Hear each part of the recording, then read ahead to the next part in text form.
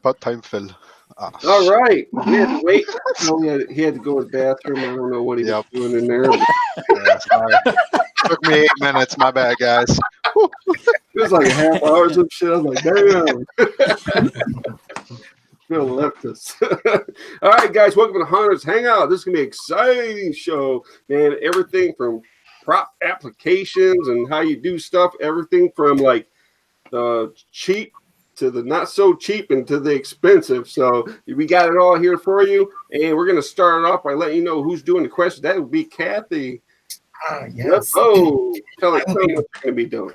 I will be reading all of your questions to our creative panel of guests tonight from Jamie's post on the Hunters Hangout Facebook page. Ask as many questions as you like, but it only takes one to be eligible for an awesome prize from the sponsors, whether I read your questions on the air or not. So ask away, guys. Oh, there you go. All right, and then we're moving on to Jamie, and she's like everybody's favorite sometimes. Sometimes. Yeah, let's see if I can might not screw this up. Okay, we got a ton of prizes tonight. Woo-hoo. So we will start off. Someone's going to receive this mask from Face Factory FX.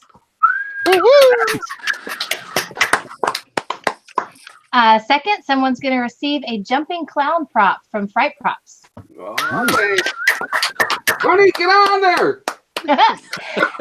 Sinful Audio is giving away one free SFX library, 25% off of original sound design, and 10% off of amps or speakers. Right on. Ornaments is giving away a Roswell alien ornament. All right. Very cool. Froggy's Fog is giving away 1 gallon of frog to one lucky winner. Nice. Boom. Someone is going to get 6 awesome badges from Scarrett Badges that you can award your actors. Very good. Everyone watching tonight can get 50% off of Sam Haines if you use the code Haunters. There it is. I had to screw up at least one. Someone is don't make me laugh. I'll ruin the rest of this. Someone is getting one of 3 realistic looking skulls from Nightmare Makers. Holy crap! I was doing so good. XFX Makeup is giving away a $25 gift certificate. Nice. Right on. Exotic Lenses is giving 1 free non-prescription normal size pair of lenses of your choice. One lucky winner is going to get this amazing mask from Missing Finger Productions.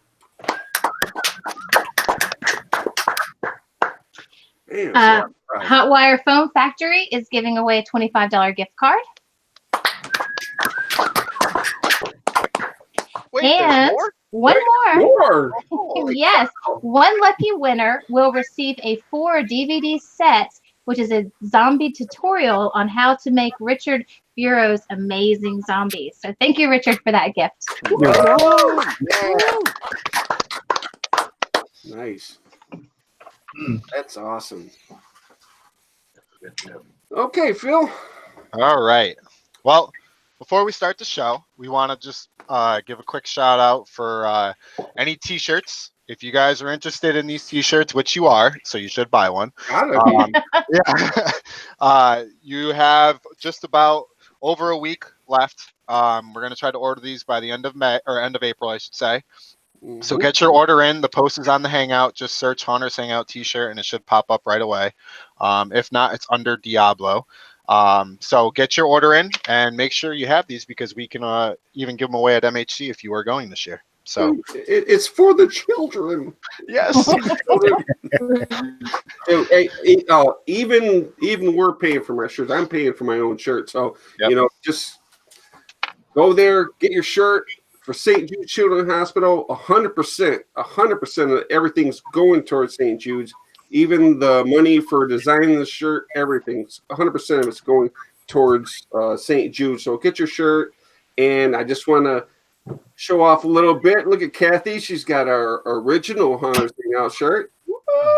Right on. They were moving on to the second year. Jay's got our second one. Oh yeah. Whoop, whoop. And we're moving over to Rich. And Rich has our last year's Hunter Hangout shirt. Nice. Yeah. Cool.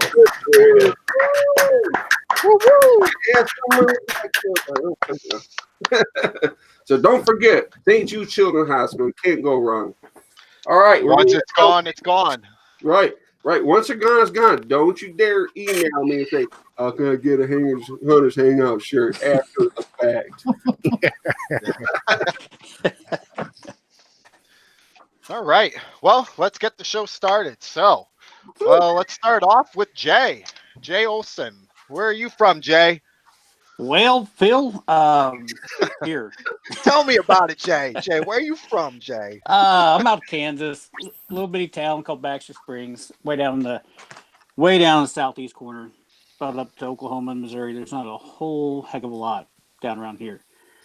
Closest thing to me, haunt-wise, would be Scary Mary, who had Branson Haunted Hills, which was awesome. So just a small little bitty town. Nice. So what got you into building props? And obviously you do paper mache, which we'll find out in a little bit here, but why don't you talk about that? So, like, the biggest thing that got me into prop building was I was broke as shit. And I wanted something cool in the yard. You know, you go to different places and I couldn't afford to buy the stuff that was there. So I just figured, you know what? I think I can make this stuff. I've done so much different things in the past. And so I started out with doing all kinds of different stuff. And I tried a mache deal, like, oh my God, it went about 15 years ago. I built this gargoyle and threw it together and I thought it looked real cool. And I put it on my roof of my house. And a storm came through 2 nights after that. And it was just completely gone. It just decimated, and there was nothing left but some chicken wire that was still sitting on top of some lights. So I gave up mache for a while and thought, you can't do it, you can't pull it off. And then I don't know, it's 5-6 years after that, yeah, somewhere in there. You know, of course, then you see pumpkin rots up there, and you're kind of looking at that, and I was like, oh man, that's pretty cool. And then there was Stalloween was doing his stuff, and that stuff was pretty cool. But the biggest thing that really made me try it again was, I don't know how many people still remember, but Spooky Blue. There was a Spooky Blue website, and they had like some little step-by-step tutorials on how to do a few things, and that kind of piqued my interest again. And I was like, man, if these guys can do it, and they're putting them out, I can probably do this stuff too. So I got back into doing mache, and then I come to find out that everybody I was kind of looking at had no real ideas on how to waterproof it and that type of stuff. And so I kind of searched the internet, trial and error. And once I figured out I could waterproof the stuff, put it out in the yard, it was game on. Because it was cheap. I didn't have to really buy anything. And I could make whatever I wanted. And the man has some patience too. Yeah. It takes a lot of patience. Right. But it's cheap. You can't get any cheaper than mache. That's right. No cheaper, man. That's right. Amen to that. So number one question for you, Jay, so far is your sealant. What do you use to seal them up? Just man, I've done so many different things. Like I've even tried what was that? Never Wet, right? I tried it, it worked okay, and I did a little experiment on it, it didn't hold up. But the main thing I use, and I can't even find the can, it's just a spar urethane, just like a deck sealer. Right. So I use that for after like if I did a pumpkin, now this one's all painted up, but when he's all done in clay and he's raw, I'll do a layer of spar urethane on it and it'll really soak that spar urethane in. Then I'll go do all my finished paint work on it, and then after that's done, I'll seal it once again, so it gets like two layers of spar urethane. And then I use a Tite Bond 2 wood glue in my mache paste because it's weather resistant as well. So all those things kind of add up to help really kind of hold the weather off on your project. Very cool. Very cool. All right. Well, thank you, Jay. We'll come back to you in a little bit here. Next, we'll move over to Paul. Paul Holster. How's it going, Paul? Good. How are you doing? Thanks for having me. Yeah, no problem. Thanks for coming on and talking about your props that you make. So what do you do as far as for prop making? Do you I know myself, but why don't you let the audience know? I would say currently I'm into resin, making props and art out of resin and rigid foam. I initially started with construction adhesive and foam and so I built up to resin. I think my main inspiration to go to resin was more years than I want to remember, but in my 20s I got a Miles Teves Boris Karloff bust that was resin, and I still have it. I love it. It's amazing, and I wanted to learn how to make things that were archival like that and that lasted forever, and it's not the cheapest route to go by any stretch of the imagination, but it's just kind of what I gravitated towards. I don't know why. Nice. Now, Paul, where are you out of? I'm in Brighton, Michigan, which is 35 miles west of Detroit. Nice. Right. Who'd you look up to even start doing what you do? I mean, who'd you research and who's like inspired you? God, there's so many of it, and specifically just the world we live in now and how everything is, you can research anything in a click of a mouse. In terms of learning how to cast resin was Biddy Mold Supply. Their YouTube videos are insanely informative. They're so well done, and they essentially taught me how to make resin parts and out of silicone molds.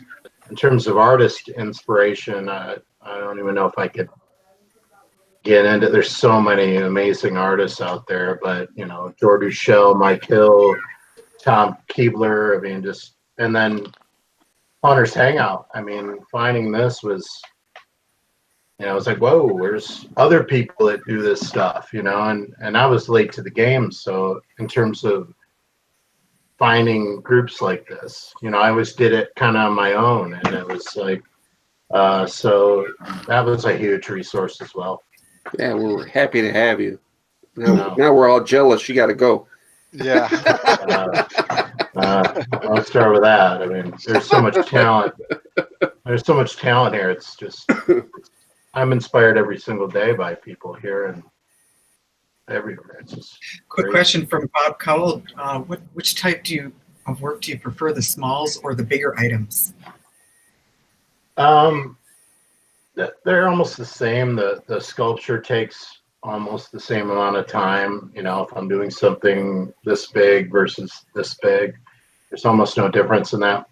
It's really just, some projects I'm more into and some, but I'm into all of them, but some resonate with me personally better and some resonate. Generally what resonates with you might not resonate as well with other people. So I would say it's equal. And hi, Bob.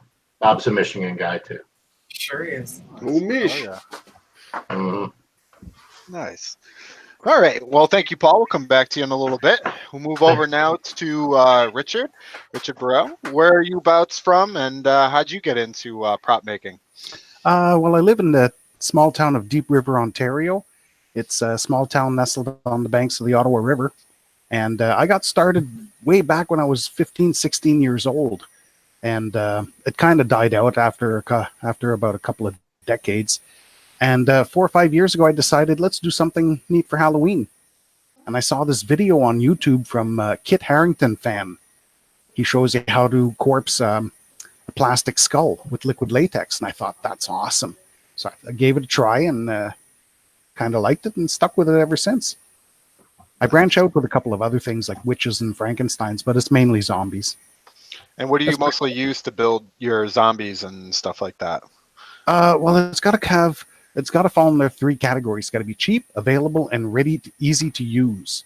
And most of the stuff I go to the hardware store, a Walmart, or a pharmacy.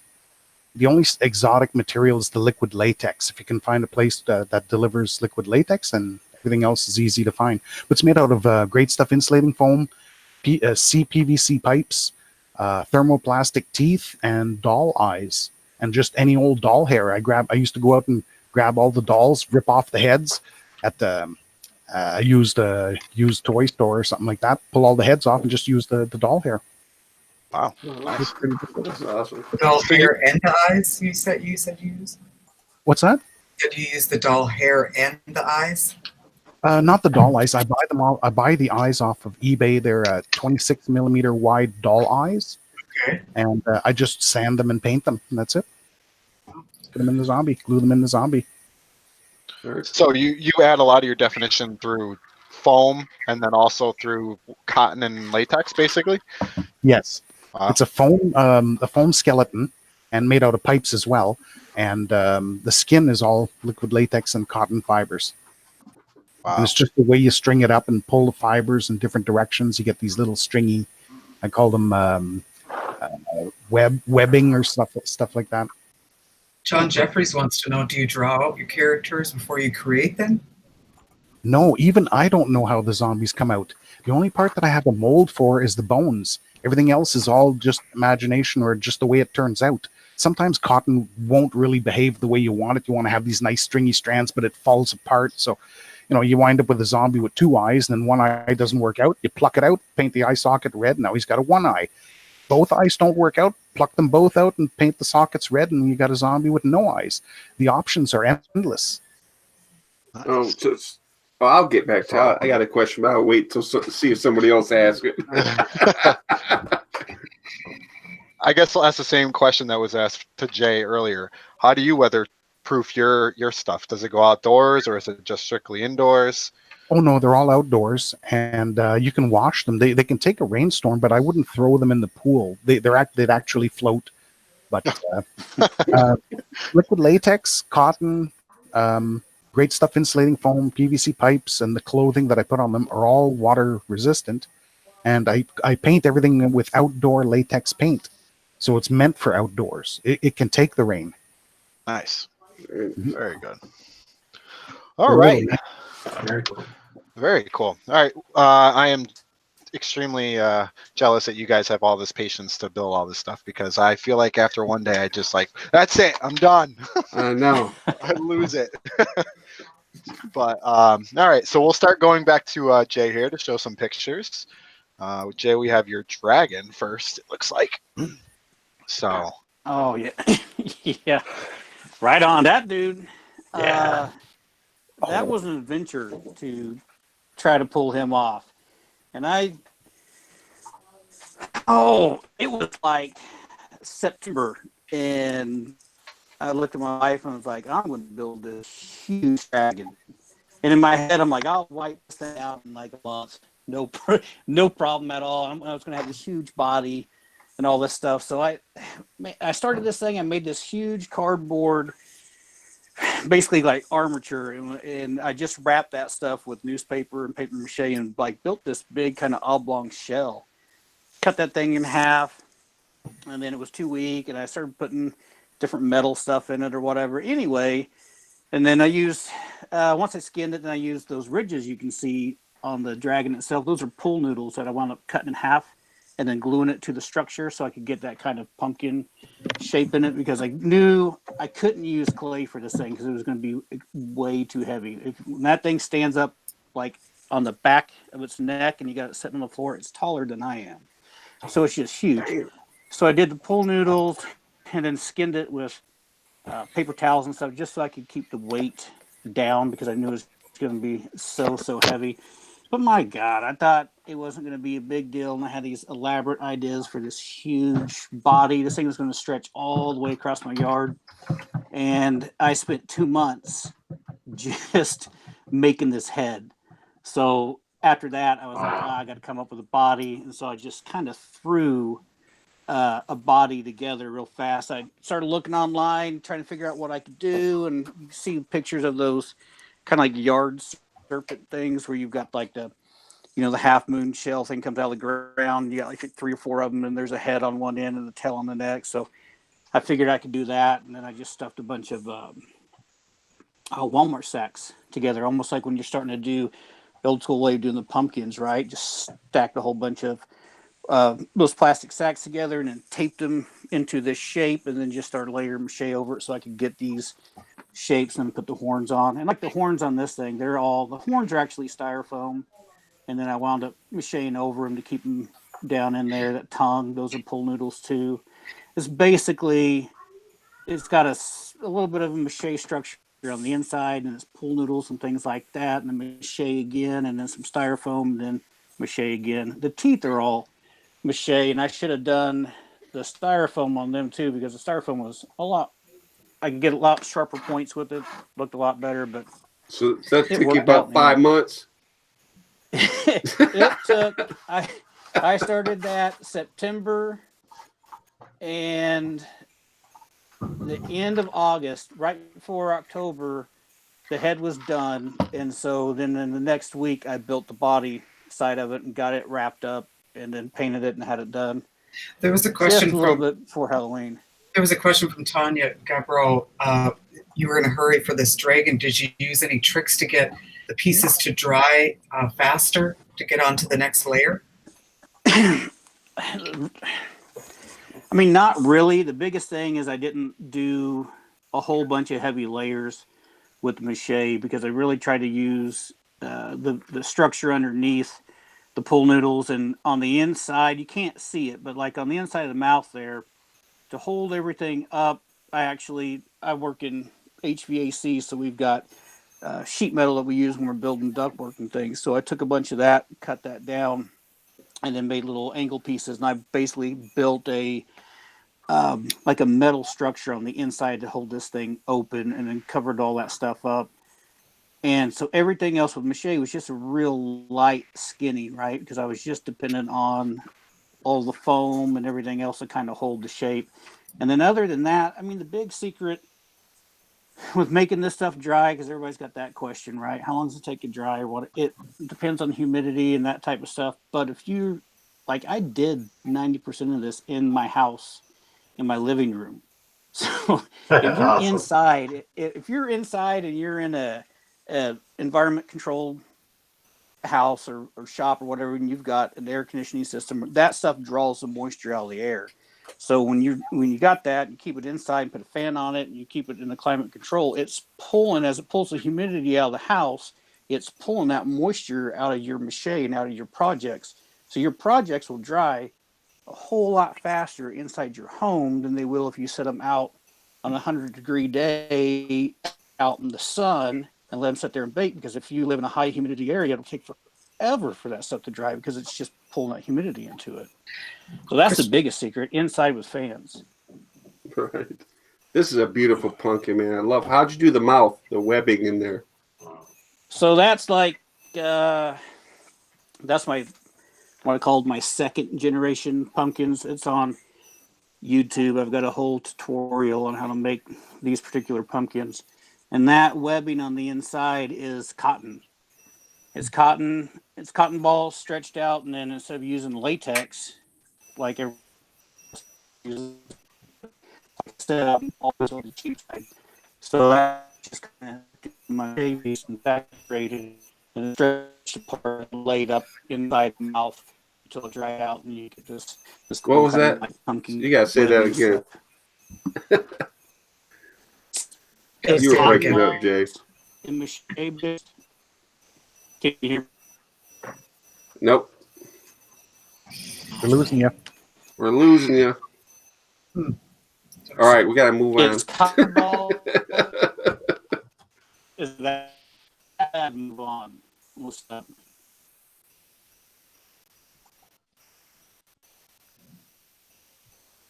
Do we lose Phil too?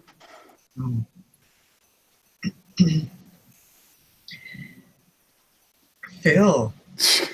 Oh my god, he fell asleep or something. Oh, I'm muted. Jeez. Oh God, I'm losing it. Oh, I thought I was a noob. yep. The train fell off the tracks. Here we go. Oh boy. Here we go. All right. Well, we'll move over to Paul. So, Paul, we'll talk about some of your sculpts here. Is this man? That is detail as hell. Holy shit! I know. I'm so jealous. That's God. an unfinished photo. Unfinished. Sorry, it's not yeah, so that's oil-based clay. The white are just acrylic teeth to save time. If a tooth isn't of average shape, there's no sense in me sculpting it. It takes a very long time to smooth out a tooth correctly to make it look authentic anyway. So that's what the white is. But this is the sculpture. I'm not sure if they're in sequence of the process of doing resin, but I tried my best, so we'll see. No problem. Well, that's a resin casting, so that's from the silicone mold. But basically, if you're not familiar, silicone molds are something in this instance where you brush on silicone to the sculpture. It's a liquid. It's a 2-part liquid mixture that starts activating when you apply it, and you apply it in layers, and then you build a support shell around that so it keeps its shape when it's empty, and you pour liquid resin in that, and you rotate it around, and you do a few layers till you build up a strong enough product, and then you pop it out. Nikki Spoon would like to know, how long does it take you to sculpt a pumpkin like this and complete it? It's a good question. It's a difficult question in my instance because I do it so erratically, but I will typically, I can rough something out fairly quickly, but then I will pick at it like an old woman making a Afghan for, it could be 2 months. I'll just, and that's the beauty of oil-based clay. You can just leave it out. I tend to work with a few things going on at once, so I can keep a fresh perspective on everything I'm working on, and I'll pick on it until I'm satisfied with it, basically. So it could be, I would say, a minimum. Something like this would take 30 hours. I would guess. That's just a guess. Maybe a little less, a little more. Some come much faster than others, but it really depends on the piece. Sarah Berkeley would like to know, do you find resin easier to work with? It depends on what you're comparing it to, but to paint, absolutely. I think it's this is a silicone. That's like this picture illustrates the first layer of a silicone mold. So you're looking at the first application of the print coat. The one before that was a painted piece. But resin is it's a rigid material, so it's easier to paint, I guess, than latex, in my opinion. Sarah Berkeley wants to know, do you feel the details are better with resin? Oh, for sure, yeah.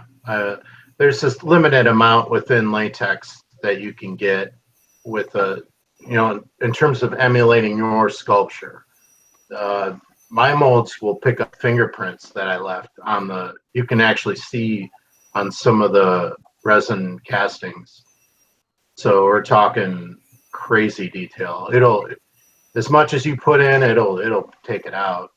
All right. How many layers do you put on past what you have here?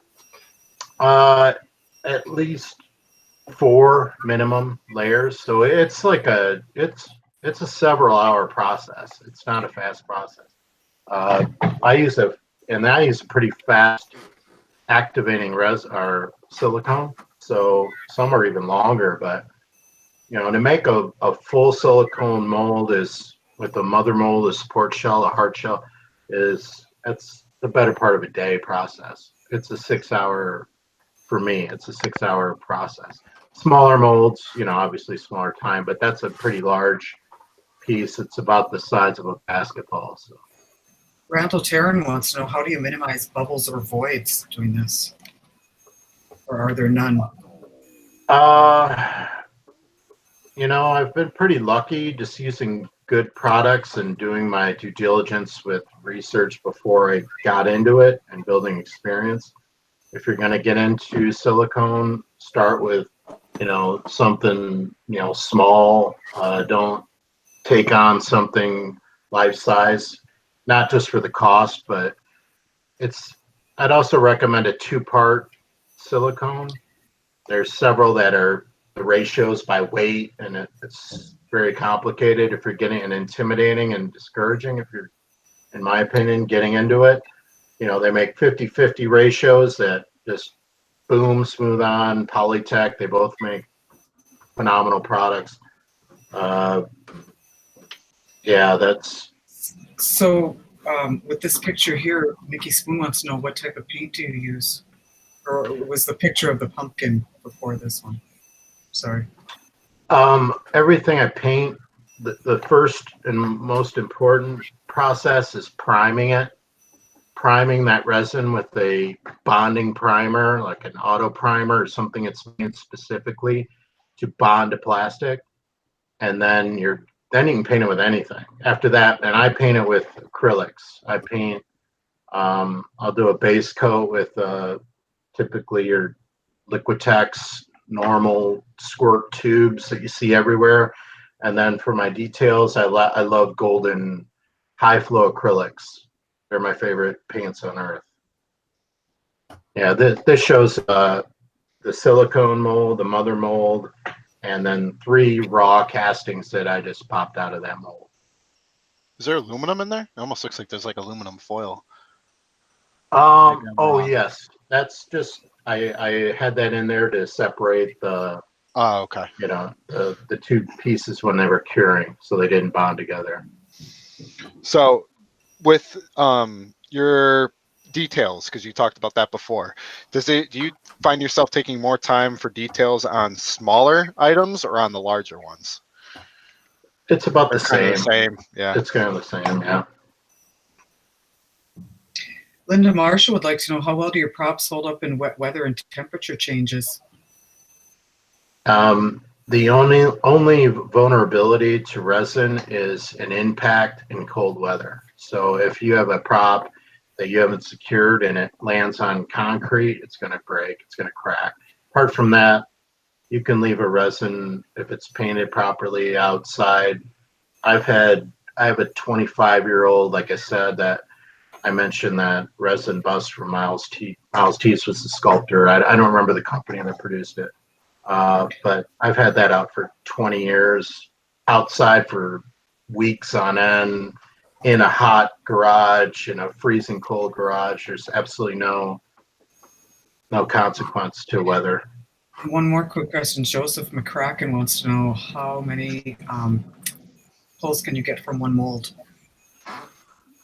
Depends on the mold. A good mold can get minimum 75 pulls, and I have the skull mold that I've pulled, squirted great stuff in. I've thrown concrete in it. I've gotten at least 100 pulls out of it, and it's gone now. But I don't know what led to its demise. I'm guessing it was probably great stuff. But 100 pulls out of a mold, that's, you can't ask for any more than that. Just out of curiosity, how do you get the detail with great stuff? You know how it expands and bubbles and stuff, and how do you get the detail out of it? Well, first, I wouldn't rely on great stuff for a silicone mold. It's just not what we should be doing, because it's just not the right product. Because it's not a chemically cured. It needs oxygen and moisture to cure. But all foams, to get detail, need to be pressurized. It means you need to harness that while they're expanding, so that it pushes into that detail. If it doesn't, it's not going to capture it. And with the only reason it worked in a skull mold I made is because the bottom hole was big enough to absorb enough oxygen and to cure. But it took like 4 days to cure. And the only reason I would do it is because I have a mold sitting there not doing anything. It's just not economic. Yeah, they're like $2 to. I'd get 2 skulls for a can, so that's effectively $1 or something per casting, and an actual more appropriate foam would probably be $5 or $8, I'm guessing. But it's done. It's cured in under 10 minutes, so your time and all that. Right. But I get believe me, I've used hundreds of cans of great stuff, so I know it's an important commodity in this business. But I know. I think I got about 10 of your great stuff molds. yeah, you have some of those. Yep. Yeah. I mean, they're great. And I use them all the time. Sure. Very nice. Well, thank you, Paul. We'll come back to you in a little bit here. We'll move over now to Richard. It looks like with the photo I'm going to share here. Yeah, looks like you use great stuff too. If I'm wrong, correct me. Yes, I know you're right. I use great stuff insulating foam. Now, the molds that I use, they're made out of a kitchen and bathroom silicone. So it's cheap and easy and available at any hardware store. You don't really need any details. All the cracks in the skull that you see, those are actually defects from me putting the foam in the mold. And you just bounce them around a few times just to get it to settle into the bottom and give you a nice face. But everything else can be rough. It doesn't matter. You're corpsing it with cotton and latex. That's where you get your detail. What's your mold? Kitchen and bathroom silicone. No way. I got to see that. That's awesome. Excuse me. I got a bit of a cold here. If you go on YouTube and you look up spicy pine cone and silicone molds. Spicy pine cone. Hold on. Right now. Yeah. Just type in the YouTube channel, spicy pine cone and silicone molds, and she'll show you how to make one with a bucket of water, a cup of liquid dish soap, and some silicone, caulking silicone. Wow. You're not going to get the detail like you did with that previous pumpkin, though. Right. And that's halfway through the corpsing process. First, you glue the teeth in, and you decide if you're going to have the mouth open or closed, and you glue the jaw accordingly. You got to glue the tongue in the mouth, and then you start corpsing, and you do it in sections. That's what's neat about this is I could start, and then if I have an emergency, I have to run somewhere and do something, I'll just finish up what I'm doing, put it away, pull it out when I have more time, and continue. Liquid latex, old latex will bond to new latex, so you could build it in stages, and it'll stick together. So that's cotton and latex. Yeah, and you just pull the cotton in different directions, and it'll give you like these little air bubbles, and you pop it with a blast of air from a straw, and that's how you get the little webbing in the cheeks and stuff. There's only webbing around the temple and around the cheeks. Everything else is flat up against the skull. So there's, it's pretty easy to do. Okay, and how'd you make the teeth? Oh, the teeth, you make them individually. And since the jawbone, the lower jaw and the upper jaw is made of great stuff insulating foam, you could just jam the teeth right into the jawbone. I put a long root on each one of them, about half an inch long. So I could push it right into the foam, and I can twist them around if I want, if I want to give a different look. And once you're ready, you pull them out, put a little bit of glue on the root tip, and stick it back in. What are the teeth made of? You can use Fimo clay or Sculpey clay, but I find that it's a little brittle. If your zombie takes a nosedive, the teeth can break. So now I make them out of thermoplastic. And what's neat about thermoplastic is if you don't like what you've done, you throw it back in the hot water and soften it up and make another tooth. So do you have a mold, or do you hand sculpt these every time? I use a mold just to make the skulls, the ears, and the jawbones. The rest is all cotton and latex. And do you have a picture of that? Of what? The mold? Yeah. No, I should have sent some. Do you have one on in front of you? A mold? No, unfortunately, I didn't bring one up. I could. I'll put one up on Facebook afterwards. I'll show you what it's like. But it's a one-piece mold. It's not two pieces with a jacket around it that you have to strap together. It's just like a bowl, and the face is at the bottom of the bowl. You just fill it up halfway with great stuff insulating foam, bang it on the table a few times to get it to settle down into the mold, and then fill the rest of it up. And when the foam expands, it turns into like a round ball, and that's what forms the back of the skull. Is the foam? I definitely got to see that. Yeah, That's cool. pictures. Like here, That's really cool. you can see on this one right about here. This part here is all the stuff that expanded outside the mold. When I make the mold, the skull is kind of placed like this, face down. And this part bulges out of the mold, and I just carve it and shave it and sand it a little bit, glue the ears on, put some eyes on it, put the teeth on it, and you're good to go. Nice. So I'm still confused with your teeth. Do you have a mold for your teeth, or do you sculpt them every single time? Oh no, there's only 3 major types of teeth: incisors, cuspids, and molars, and they're all made by hand. And the incisors are all made the same way; they're just different widths. The one, the 4 incisors on the bottom are narrow. The ones on the top, the very front ones, are the widest ones, and the ones right next to it are the middle-sized, widest ones. But it's just like small, medium, and wide. Yeah, it's so effective on your work, though. So cool. Thanks. Yeah. Langston had a good question. Well, the great stuff. Do you spritz the water on it while it's curing, or you don't do that? Oh yes, that's important. When you're filling the mold, spritz some water inside the mold.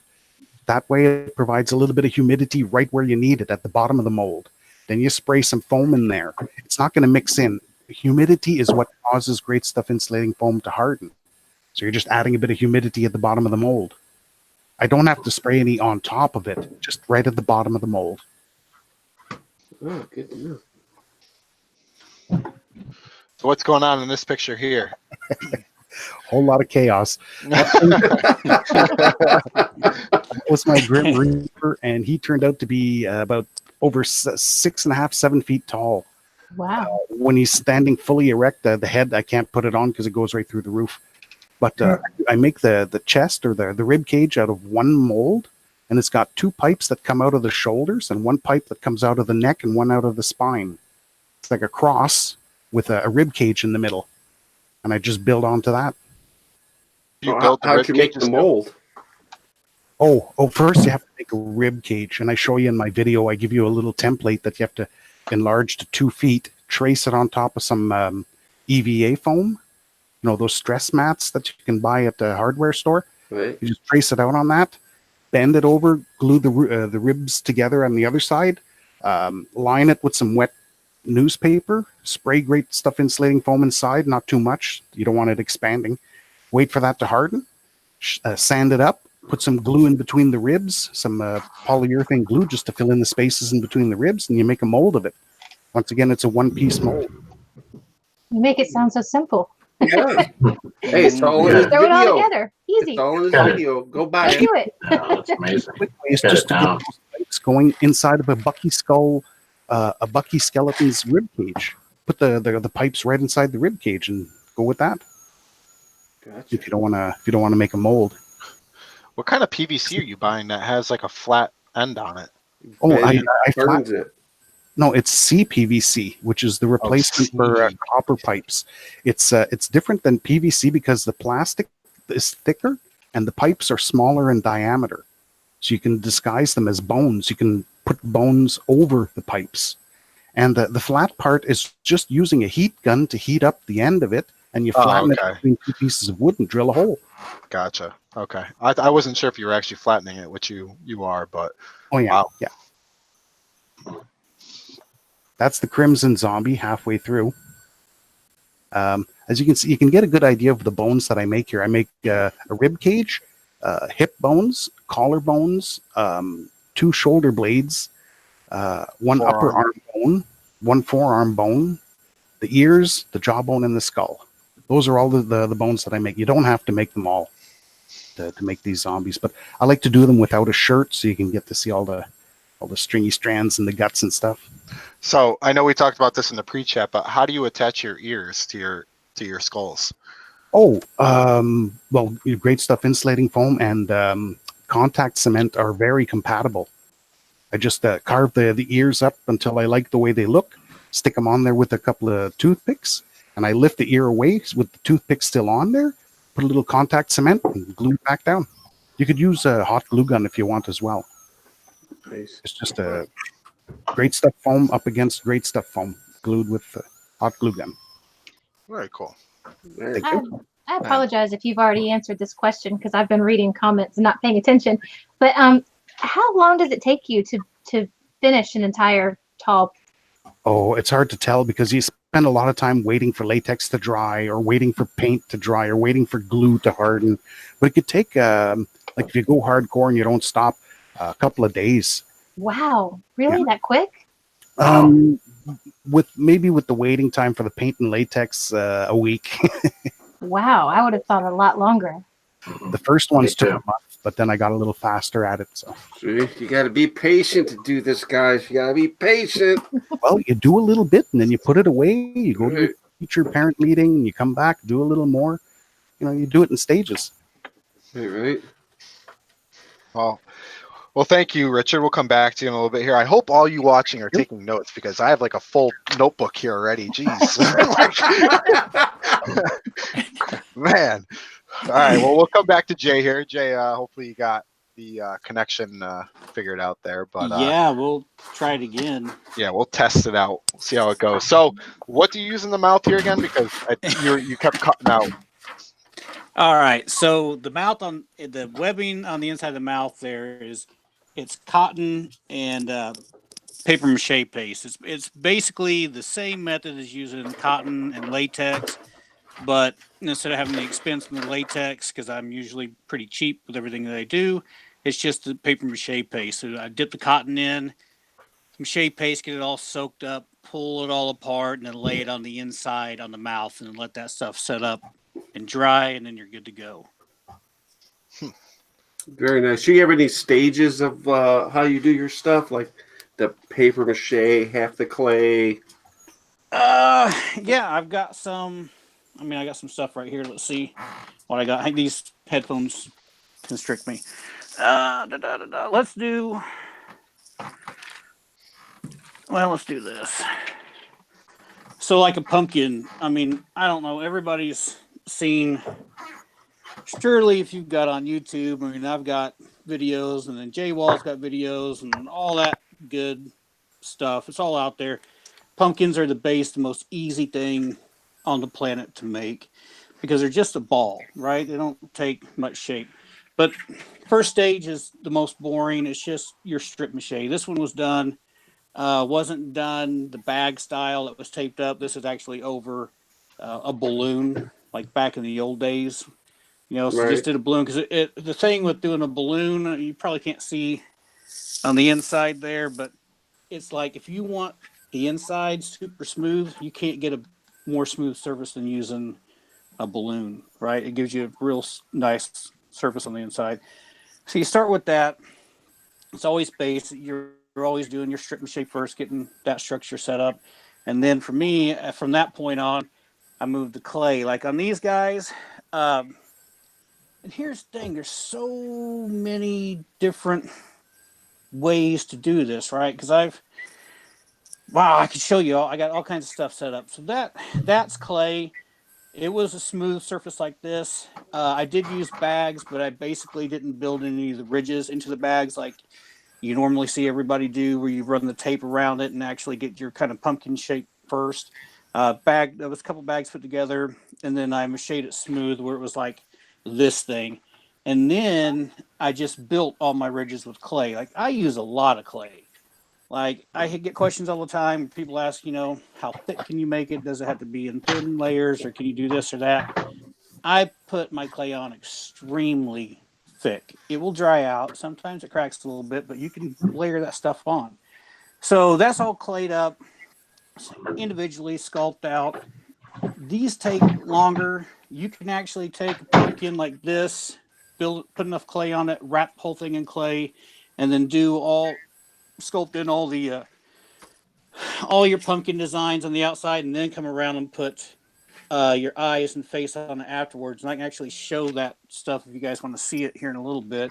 And then if you want to make a pumpkin that's lightweight, like I've done a couple of those Jack Scarecrow things, And for those, when you're getting up, I made a few of them that were 8 foot tall or better. When you get up that heavy, you don't want a big, or that tall, you don't want a big head, because a lot of those things weigh 15 pounds, 20 pounds, depending on how much clay's on them.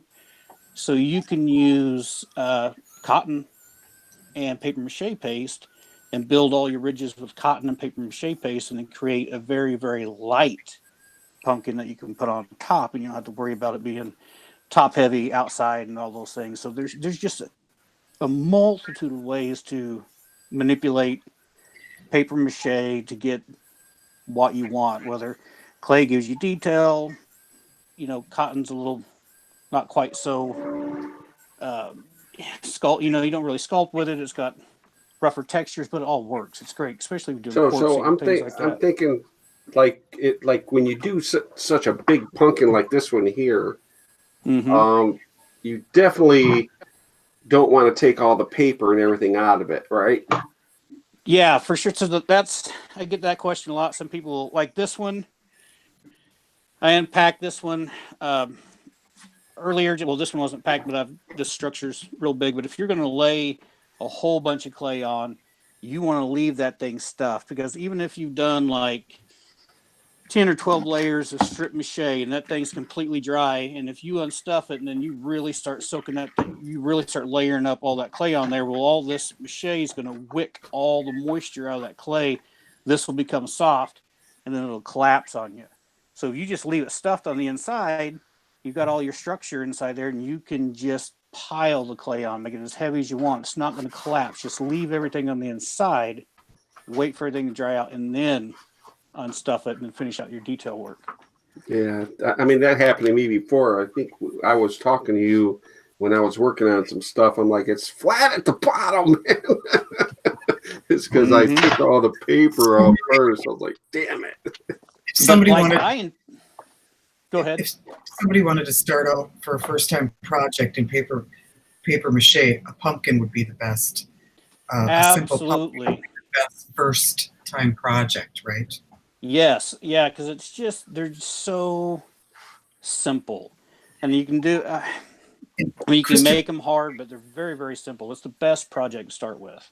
Christopher Presley had a question about what medium do you prefer in your clay: the shredded paper, the newspaper, or toilet paper? Here's the thing. It all depends on what you want to do, right? Like the fiber insulation clay, where you go and you buy that cellulose fiber insulation, that stuff works really good, except you can't get real fine details with it, right? I mean, you can get some details, but not real fine details. So that stuff's great for a lot of bulk work and things like that. It's really inexpensive. You can throw it together pretty easy. But if you want to get fine details in your paper mache clay, then I use the toilet paper recipe, because you can really break those fibers down in that toilet paper, and that allows you to go in and really carve thin little details into it, almost like really sculpting. But I mean, it's not. You're kind of pushing the clay around more, but you can get real fine details with the toilet paper. So I use both. Right, and he does styles. have the recipe. He does have the recipe on his Unhinged on his YouTube channel. It tells you exactly how to make it, and it's in the descriptions in the post too. So yeah. Cool. And then that picture, before we move on to anything else, that's what I called that's wood clay, and that's a whole nother beast all in itself. And that's I basically took the paper clay recipe that I normally use, and I took up the toilet paper and substituted that with sawdust and changed it up just a little bit. And so I created this clay using sawdust. And that stuff, once you learn to work with it, it's really awesome, because you can get crazy detail out of it. It dries faster than the standard paper clay does, and it dries way, way harder. And then if you want to spend time afterwards, you could sand this thing all the way down and make it smooth, and you could do like a nice stain on it and all. It's crazy. It's just a completely different animal. It was a lot of fun to work with. Awesome. it is awesome, and I remember I remember talking with Jay many a nights where I was doing mine, and I'm like, Jay, what you up to? And he's like, well, I'm soaking clay in water. I've had it in there for a week now. And I'm like, what? He's like, I'm doing recipes, man. I'm doing recipes to get the best stuff to go outside. So I know Jay experiments with tons of different kinds of clays, you know, and what would last in the winter, just because, you know, just for the fact, I'm like, what are you doing? He's like, I got clay at the bottom of the tub. It's been submerged for like a day. I'm trying to figure out how to make the toughest clay. I'm like, what? That's right. Because everything I make, like when you see that stuff that gets posted either on Facebook or on Hunter's Hangout or any of the videos that are on my YouTube channel, everything I make is basically made for the yard, and it goes outside for 30 plus days, and I don't bring it in. If it's going to storm, it just storms on it. I leave it out the whole time. I never take it in. Yeah, and I don't have everything holds up. I got a few older props that weren't sealed quite as well. They have a hard time, but any of the newer stuff, yeah, it just stays out. It's either gonna my thought process is this stuff's either gonna hold up or I'm not gonna do it anymore. And so it holds up and it works out well. So it's everything I do gets weather beaten. It stays out. It goes through it all. Jay, in this pumpkin here, how much sawdust is needed for that pumpkin there? Is it quite a bit compared to everything else, or? Holy, you know what? I'd have to go back, and I did a YouTube video on how to make that stuff. Oh, you did? Okay. God, I can't remember. I think it was maybe a cup to 2 cups because I made a smaller batch or whatever. And the whole thing was, as I started playing with that stuff and people wanted to know how I made it. So I just threw together a video on a small batch, and it was that was very experimental, and it's still experimental because you could possibly change the way the clay is depending on the type of wood. So the different sawdust from different wood. I mean, there's so many variations that you can change. Is it just as hard as all your other ones are?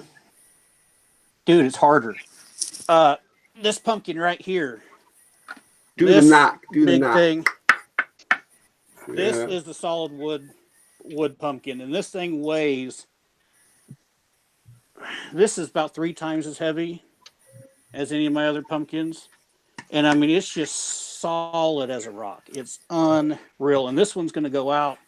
I think here in 2 or 3 weeks, since I got this thing all finished up, I'm going to stick this outside, and it's going to live outside, and we're just going to see how long it'll last in the weather all the time. Right. Because I had got one from you, and nobody believes that it's paper mache. Nobody. Really? They grab a hold of it. It's like you could literally knock somebody out. It feels like a piece of plastic. It's like nobody believes it's paper mache. I'm like, it is, dude. Rob Beach wants to know, do you know how many pumpkins you've made, Jay? You know? A few hundred, maybe more. I mean, so that's the thing. I've made a whole bunch, and I've sold a whole bunch, and I've made ones for other people, and it's like the ones like that are in that picture, and some of my coolest work, I don't even have. It's not in my yard. It's not out for Halloween because other people have that stuff, and I'm always throwing crap together at the end right before Halloween just so I have new props outside. So I've made tons of pumpkins. Some of them look horrible, man. I mean, my first few were just thin little, but that's how you start. You know, you don't know what you're doing, and you just practice and keep on going. I mean, anybody can do it. You know, you just gotta have patience. Yep. Jay, one last question I had is with that wood clay, basically, or wood concoction that you made there. Do you have paper in the inside, or is it clay that's on the inside to hold up because it is heavier? Oh, so like on that, I do it the same way. Like that one was just and it wasn't a. There was no strip mache first. I actually just took. Where'd it go? Hang on. Where'd it go? So this is like, not because I might do something tonight. This was just a ball of paper that's got tape on it. That's all it is. And I just wrapped that wood clay around this. with no strip mache, and then I let that stuff dry, and then I went in and cut the bottom out and then pulled all the stuff out of it, so it's just the wood clay and nothing else. Same way with the big pumpkin. It's just the wood clay. But it'll adhere to strip mache too. So if you want to do strip mache first to create your armature, that'll stick to it just like paper clay does. It virtually acts the same way. It's just get a lot finer details. It's a little easier to work with once you learn how to work with it. Awesome. Well, thank you, Jay. Speaking of clay, Paul, you use oil-based, I think you were saying, clay. So do you reuse all of that clay every time you finish up with a sculpture? Yes, that's the beauty of it to me, is that I've had clay for years and years. You don't have to wrap it in a towel. It's just, yeah, it's just there. You melt it down. It's heat sensitive, so you can melt it to an actual liquid if you're not familiar with it. And if it's freezing cold, it's hard as stone because there's a lot of wax in it. So that gives you a lot of area for detail and opportunity for texture and that kind of thing. So I personally love it. I don't think I would ever go back to a water-based clay, just given what I do. But not that there's anything wrong with, there's people making amazing things with water-based clay, of course, but it's just what I like to use. So what's this prop head here that you made? Just one of those crazy ideas you came up with? Oh yeah. Yeah, I mean, it's I go for I typically sculpt. I don't know if I said this to you or in the preliminary thing, but it was if I can't think of at least 3 concepts for any character, meaning like they're going to look drastically different, I don't make a mold, because it's not worth the time or expense. There's several variations of this sculpture. Now this is pretty clown limited or clown-ish, but others you can make a variety of characters from any given sculpture, just with different accessories, different paint schemes. I love the eyes. Where did you get the eyes from? It's all one piece, so everything's painted. Oh my God. Yeah, so it's just a resin, a liquid resin that's poured in the mold, and it's molded around, and you move the mold around, and you pull out, and you have a pure white part. I don't know if you have that Medusa sequence that'll show you like sculpture to yeah, there's just a different paint scheme on that same sculpture. Wow, that's awesome. And this is all dry brushing that you're doing? I'm sorry? This is all dry brushing that you're doing? You never airbrush, you just dry brush, right? Or paint? I very seldom use an airbrush, but yeah, it's generally, my paint scheme is pretty simple. I typically will think of the color I want. I'll take a darker tone from that, paint the base. Then I'll take a lighter shade from where I want, like 50%, cut it by white generally, or might add a little yellow. Dry brush all the highlights, and then I'll do a wash of some sort, and like a dirty brown, a liquid wash that seeps into the detail. And then I'll just tinker with it.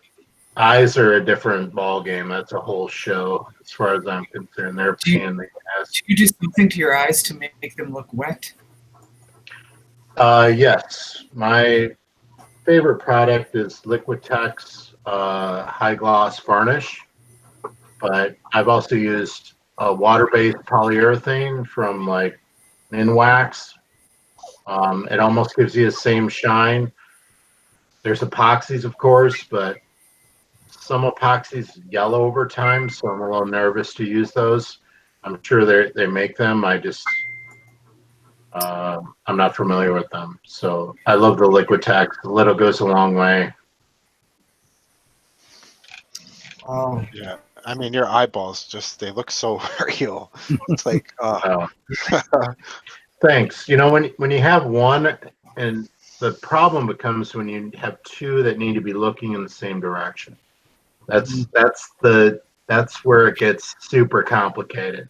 Now, if you have a painted, if you can paint them and rotate them within the whatever you're making, it's not an issue. But when you have a stationary, established eyes, it's a much more, for me, it's the worst part of painting. Everything else I really enjoy, and it's because what you'll get is, just two people's that are just a little off, and it will ruin the piece for me.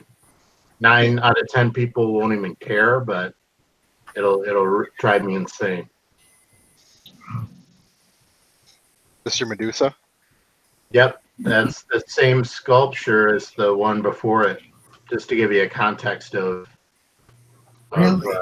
yeah, complete. It's just so that all the snakes are just separate castings. Sure. Yeah, I think Phil has pictures of it all separate.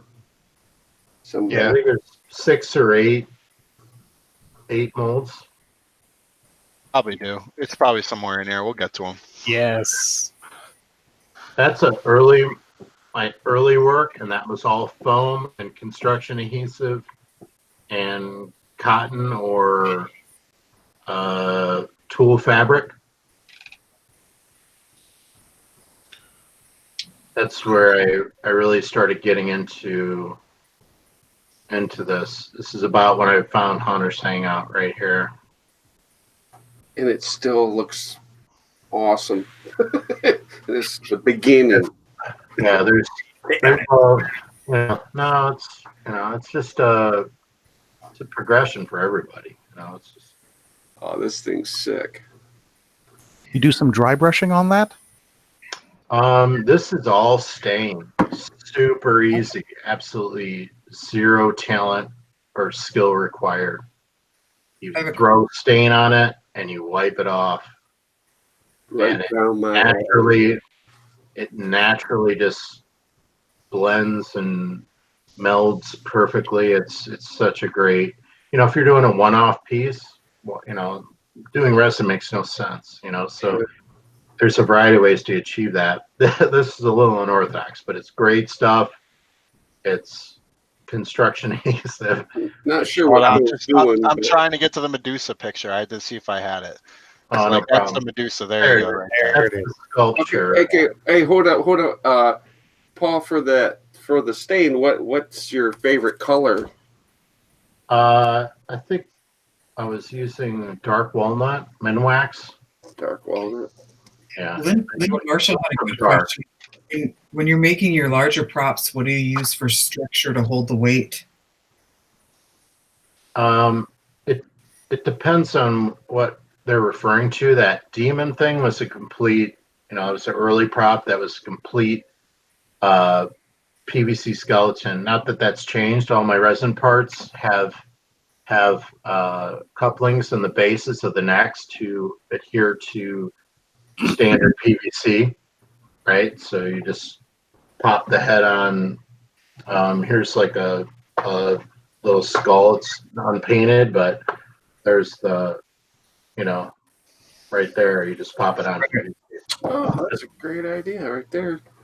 But that's a PVC armature, just built up with great stuff and construction adhesive. I'm a contractor, so I have a lot of that stuff laying around. So that's how that started. Very cool. Oh, here's the other character. Yep, the clown. Yep. Same clown as with the white eyes you showed earlier. Same sculpture. Well, you sure can change them up and look completely different with paint. Man. Yeah, everyone can. I mean, it's just you'd be surprised if you had 3 identical pieces, how different you can make them look. What'd you do for the eyes? How'd you get the irises? Was that something you bought or you just painted it? No, it's all again. It's just everything's painted with the things I make. There's no. I mean, I could cut the eyes out of the resin casting and put acrylic eyes or glass eyes. I could do that for sure. It'd be a lot. It'd be a lot easier, Right. and take a lot of time out of the equation. I'll tell you that. Tanya Burke would like to know, where do you get the hair for your props? Hair is wherever. I mean, it's just even a Halloween store. I've just the issues that I've had with hair is I just not having it too shiny and doll-like. So that's my only criteria. Where it comes from is arbitrary. I just don't. As long as it's not too pretty. So what's going on in this picture? That is a costume I made a couple of years ago. I was really proud of that. But it's the cauldron is where the occupant, the person would sit. So it's like this cannibal is carrying you around, going to consume you. My problem is I'm too big, so it was like too ambitious of a meal. I didn't pull it off when I'm walking around in it because it was. Because you're It big. was like, yeah, that dude's not. He's not eating that guy. So I needed like 150-pound dude in there. Just.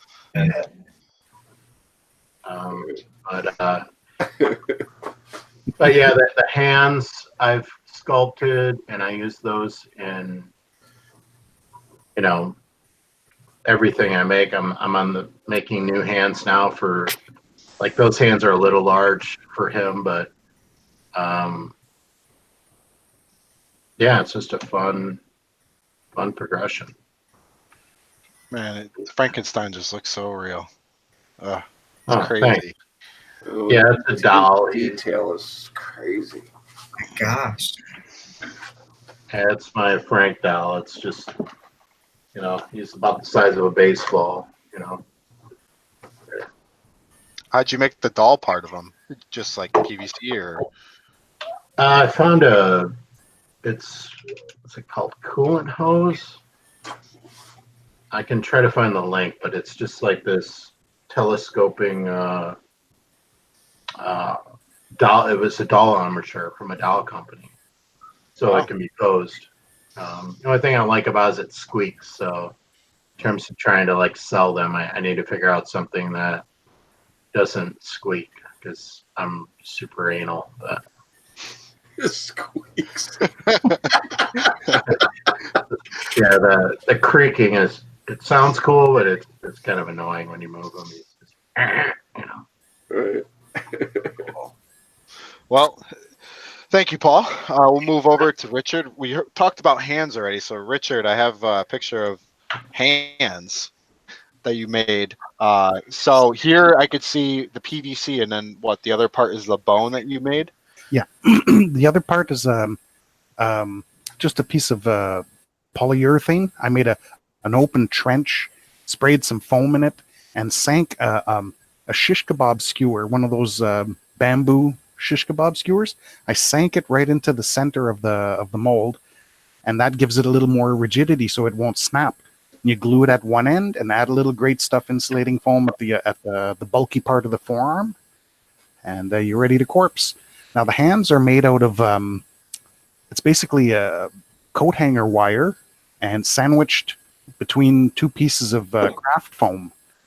And the fingers are 1-inch wide pieces of craft foam that you paint with contact cement, and you paint the wire with contact cement, and you just bend the craft foam over the fingers. Use a Dremel tool to round off all the corners, and you're ready to corpse.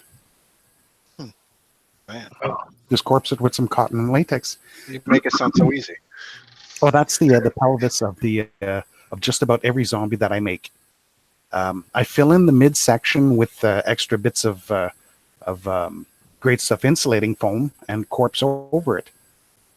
You can see I use toothpicks right in the groin area.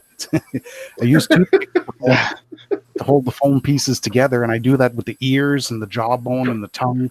Sometimes I'm holding a skull and it looks like a porcupine with all these toothpicks holding pieces together, and I'll look at it. Okay, that looks good. Let's glue them all together like that. And you make the spine. What do you use in between the spine bones there? That's construction adhesive. Oh, that construction adhesive. It's called polyurethane glue, PL construction glue, and you can get it at any hardware store. And it's even the right color. It's dark. Yeah. It's kind of like brownish. So, what do you put over the marshmallows?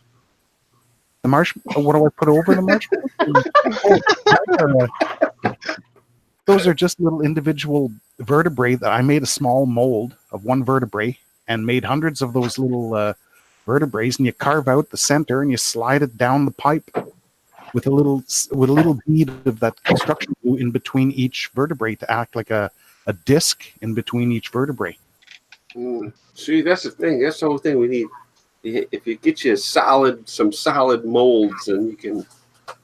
Well, the thing is, they don't have to be complicated molds. All the molds that I have are open-faced molds. It's like a bowl, so they're easy to make. Oh, there you can see I fill in the midsection between the hip bones and the rib cage. The hip bones, I covered them with that same polyurethane glue. I use that extensively because it dries hard as a rock. And you can reinforce. You can see right where the legs go into the pipes, go into the hip bones there. You can see a little pipe adapter sticking out there. I reinforced it with some of that glue so it wouldn't crack. What's the name of that polyurethane glue? Sorry? What's the name of that polyurethane glue you're talking about? It's called PL construction glue, and it's made from the company LePage, I believe. Oh. That's terrific. Right? I hope everyone's taking notes. Oh, dude, man. I'm already writing this shit down. Like, what? How do you spell that? No. PL polyurethane glue, or it's called PL construction glue, and it's used to glue panels, walls, and it sticks to stone, leather, paper, plastic, everything. Oh, nice.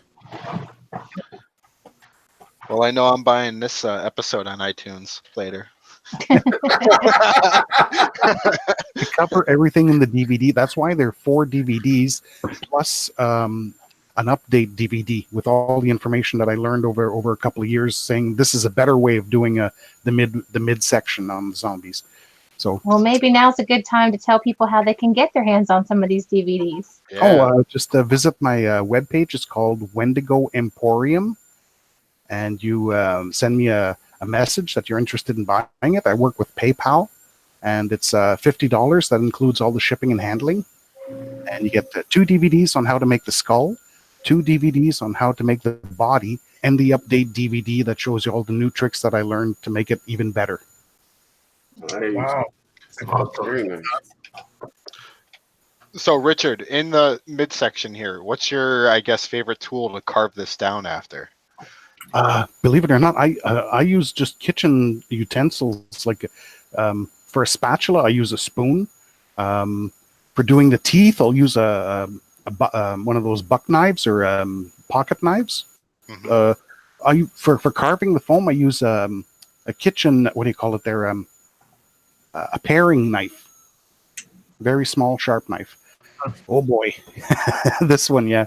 This is the back of the of my Crimson zombie. You can see all the stringy strands between the shoulder blades. That's where you stretch the cotton fibers imbued with liquid latex. And you can, in the beginning when you're making it, it's very, very delicate. But once it dries up, that's pretty hard. It's pretty bouncy. And I put strings going from the shoulders to the neck, and then lay some cotton on that and just pull the cotton fibers in different directions. Poke some holes in it to make it look all stringy. You can see between the hip bone and kind of like the back end there, you can see some more of those stringy strands. You can make little balls of latex, cut them in half, and glue them on as warts. I just use super glue to glue them on. You can see them on the shoulder blades there, a couple of warts. I was going to say, yeah, I saw that. Man, that's nice. Detail, holy shit. That one took a while. That one, that's after it's been painted. I painted one color, a base color, usually either gray or beige. And then I wash the whole thing with, I do section by section, washing it with darker color like raw umber. and then you pat it dry, just like the other guy with, just like the gargoyle there with the stain. You apply it, and then you tap some of it off, and that way the dark paint stays in the crevices and gives you the shadows. And when you dry brush a lighter color on top, that gives you the highlights. So that's after the wash. I painted it gray, and then I washed it with a raw umber.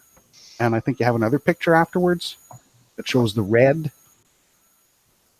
and the dry brushing. Yeah, that's one there. You can see I just added a little bit of red in certain areas and dry brushed over it to clean it up. I dry brushed a little bit of beige just to clean up all the red. It's a layering technique. Yeah, that's And amazing. no airbrush needed, just dry brushing. Love it. Yeah. Yeah. And those fingers, you can actually pose them any which way you want until you paint them. Once you paint them, the paint kind of cracks when you start to move the fingers. But you can pose your zombies your way. If you want them hanging on a post holding a can of beer, not a problem. Just pose the hands and paint away. Obviously, we can see the elbow right now, but at night, can you like kind of paint that black and it would hide itself, or? No, what I usually do, actually, if you look, which one is it? The one on my, the one right here behind me, he's got little pieces of burlap or cheesecloth attached to the elbow. And it just kind of looks like the last remnants of his shirt that's stuck around. Yeah. And I just tie a piece of cheesecloth around it and leave it hang just like that. Very nice. There you go. There he is at night. There you can see the cheesecloth hanging off his elbow. But I recently started using thermoplastic to make fingers. Oh, here we go. That I want to show the inside. You can make a tongue out of the excess foam that comes out of the ear mold. When I spray foam inside the ear, the excess foam that comes out winds up shaped like this. I just drive a little sandpaper in between here to carve it out and glue it inside the jawbone. And each tooth is individually glued. You stick it into the foam, and if it looks good, you pull it out, put a little glue on the tip of the tooth, stick it back in, and wait for it to harden. And the palette is just some more of that PL construction glue that I told you about. I put a whole bunch of it on the palette, and I run toothpick back and forth in a kind of a crescent shape to give it those little ridges. And dry brush a little beige paint on top of the red paint, and you're good to go. I varnish it with indoor polyurethane varnish, wood varnish. It's that gray, milky white kind of varnish that you can find at just about any craft store.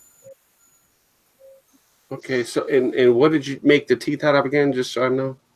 This one is thermoplastic. Now, what's neat about thermoplastic is you can heat it up in hot water, shape it, and when it cools off, put it in cool water when it's done, and it'll harden back up. And you can get that at the craft store.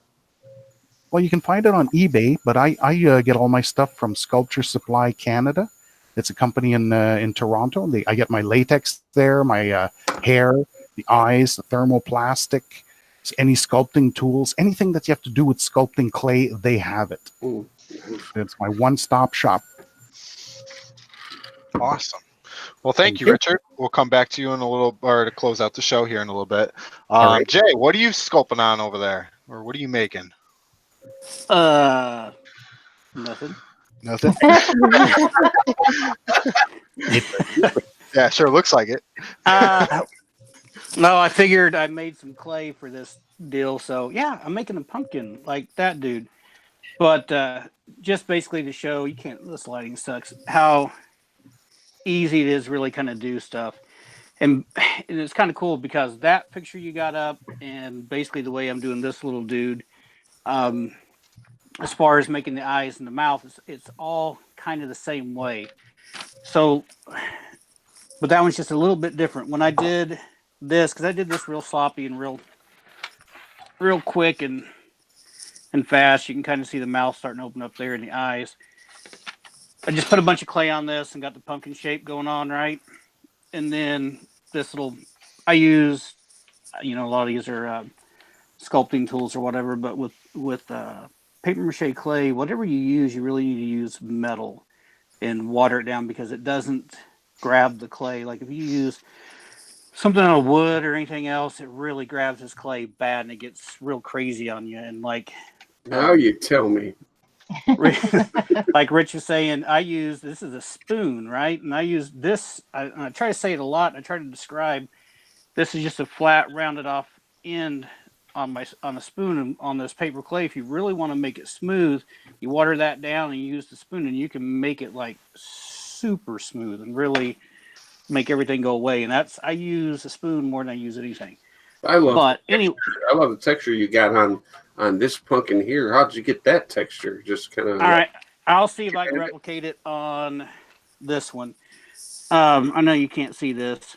Anyway, all I did was take a tool like this and I just cut basically straight into my clay.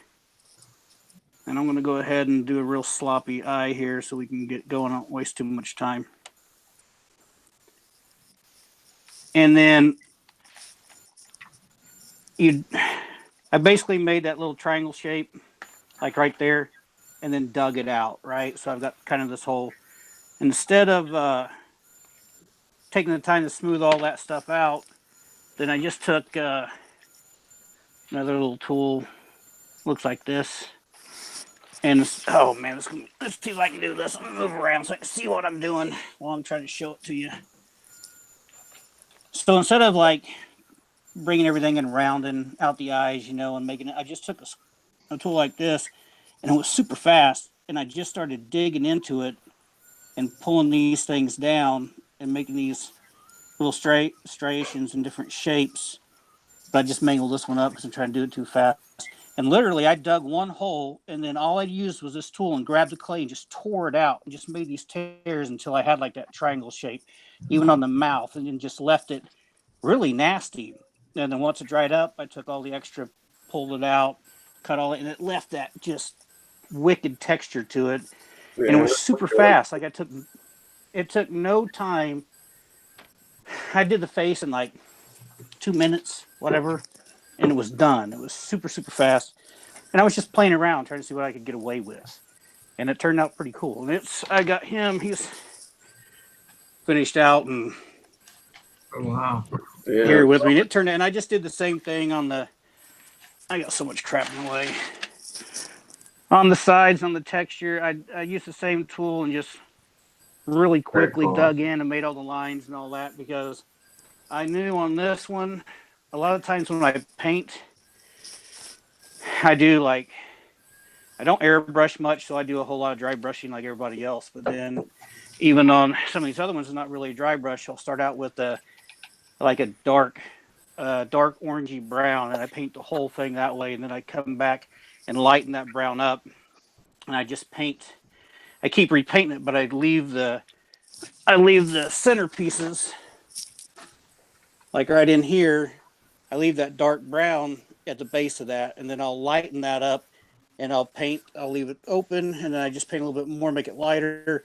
I keep lightening the paint up until I get basically to like a yellow type of, just so I can create a gradient where it almost looks like it's been dry brushed in a way. And I can usually do that all in one sitting, but it takes 3-4 hours to paint them that way. And so when I did that pumpkin, the reason I put all the scars and detail and stuff in it is because all I wanted to do was paint it black, dry brush it orange, and just see how it looked.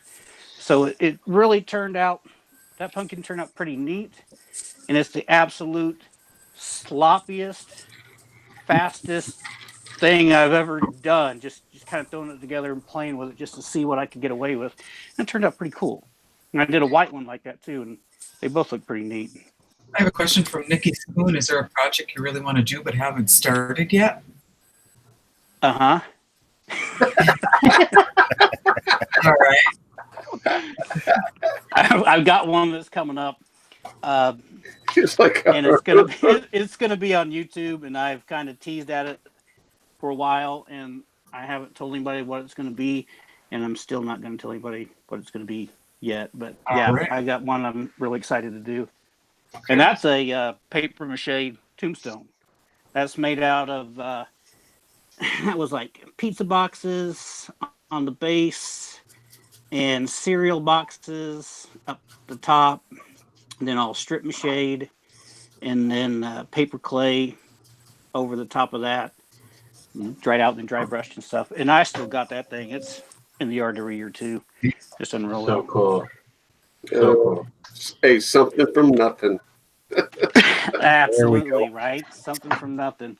And that's the he's this zombie guy behind me. I changed the camera, you can't really see it, but man, like 3 years ago I started making the torso on this thing, was gonna do a groundbreaker, and I had made how to replicate a skull out of paper mache, and I did a video on that.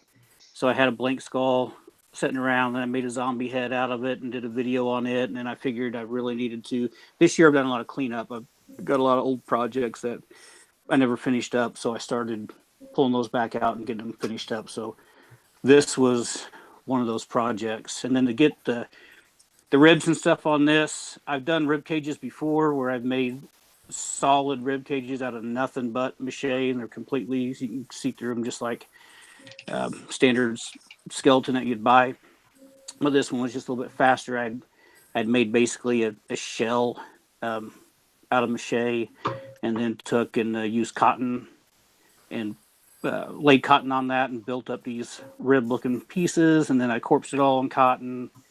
Then I wound up later cutting some of this stuff out and creating a hole on the other side so that the ribs would be exposed and it looked three-dimensional so you could see into it. But that whole thing there, besides the skull that had, which is started out as a skull like this, which is just a blank paper mache skull. The rest of that thing, besides the PVC and stuff running through it, that is nothing but cotton and just cotton and paper mache paste. There's no other strip mache or clay or anything else. It's just cotton and mache paste. Well, except the eyes. The eyes are wooden balls that I took and painted and painted the eyes. And eyes are a pain in the rear, especially when you're really trying to make them look real. I sympathize with sitting around trying to paint eyes. It's a pain, but they look cool when you're done. But yeah. So Tanya Bro would like to know, do you have any trouble with mice chewing on your? I have no issues with mice. Most of my stuff I pack up in totes or whatever. But the thing is with mice, they'll eat anything. If you have a mouse problem, even if you have them in a tote, they'll chew through the tote and then get into it and chew what's in there. I had made a big rat for Barry Flanagan at the haunt he used to work with. They called Envy, this huge rat. Sit it down there and they use it in their haunt, and they didn't pack it up right, and it got attacked by rats. So I had him send it back to me because it tore it all up, and I wound up reworking it and sending it back. And it turned out the second time I had it was a lot better than the first time I did that thing. But no, I don't have a problem with mice. But I don't have a whole lot of mice around here.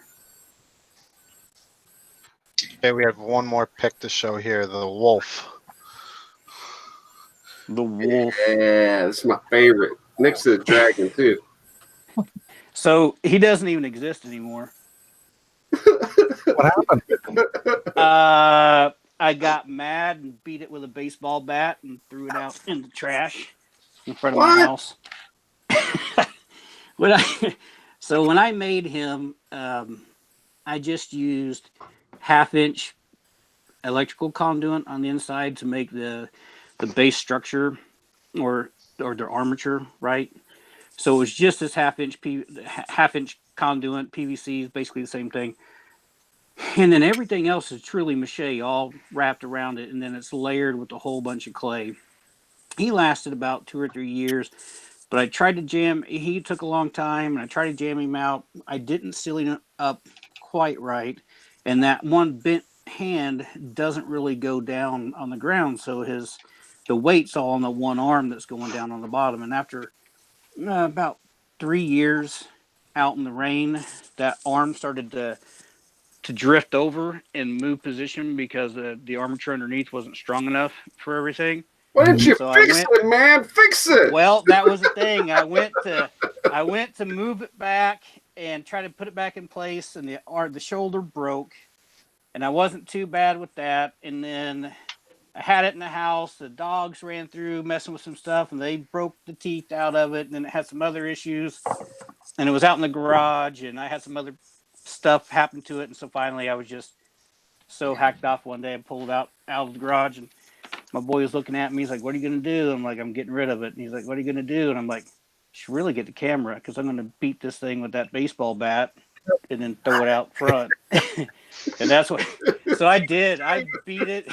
I beat the crap out of it and totally tore it up and threw it out next to my dumpsters. And so like the legs, the front legs and claws, they're all like hanging out. They're hanging out into the road. And this guy drives by my neighborhood and he passes by and he stops. Then he backs up and he's looking at it and he rolls his window down. He's like, "What is that?" You know, and he's trying to figure out what it was. And I had to explain to him what it was and what I did. He was freaking out. Hey, that bitch came back, took that bitch, put it back together. It's in his yard, motherfucker. But I'm going to make another one, but I'm going to make him, instead of being where that one was squatted down, Standing I'm up. going to make one that's fully standing up, and I'll probably hair it and do some other things along with the mache and not just, because I carved all that hair in. That's a whole bunch of clay. That thing took Is that your next project, Jay? 4 or 5. No, that's not it. Not yet. Not right now. Not the wolf. I've already done a wolf. I got that out of my system. Cindy Wortman had a question. What's the longest you've had a prop last? I've got this gatekeeper guy that I made. He's going on 7 years now. And I've got 2 witches, and they're 5 years in, something like that. And they're out in the weather all the time. They still look good. But I'm probably going to do the witches in this year and change them up so they won't be out in the yard anymore. But yeah, it'll last. Like, here's the thing. Mache gets a bad rap, of course, because it takes a lot of patience, takes a lot of time, things got to dry, and everybody's scared that the weather's going to tear it apart, and it'll really hold up. I mean, a lot of the stuff that I put out in the yard compared to throwing a latex mask on a prop and that latex mask setting outside in the sun and getting weather, a latex mask will dry out and crack and fall apart before any of my mache props will fall apart. Way faster. There you go. Yep.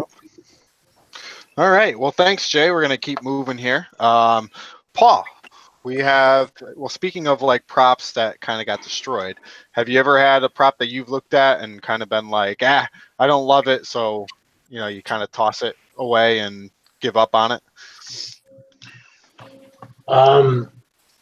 Well, my situation with current is it's more like a paint job that I don't like. The sculptures, again, I won't mold them if I'm not comfortable with them.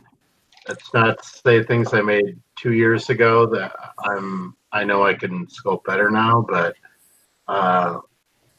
you know, paint jobs, yeah, like they, you know, that's what makes them individual, and that's what makes some I'm not emotional about it at all, and I could sell for less than others.